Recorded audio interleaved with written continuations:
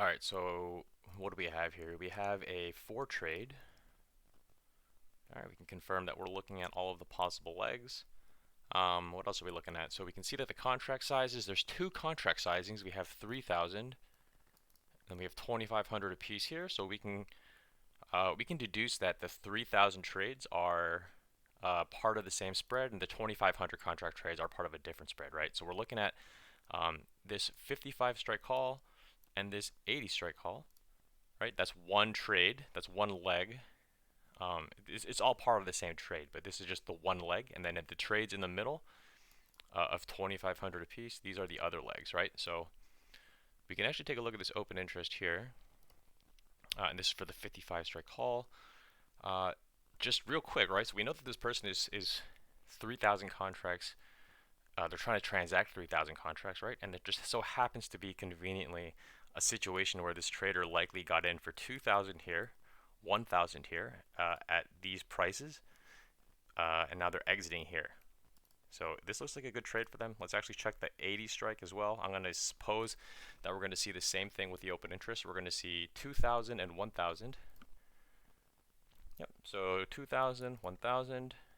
So I bet tomorrow we're going to check the open interest, and if you check it, I bet that all of this this open interest here, I'm going to assume that it's going to drop by 3,000 apiece, right?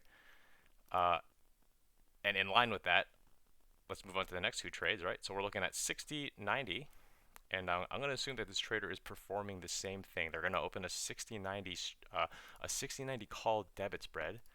I know it says buy for both, and it could be, but you know, we have to analyze the tape a little bit. So let's just assume that they're opening a 60-90 call spread. And how would we adjust that? So we don't actually want to look at the trades that we believe that they were closing, right? So they're closing the 3,000 contract trade. So here's the 55, 3,000 contracts here.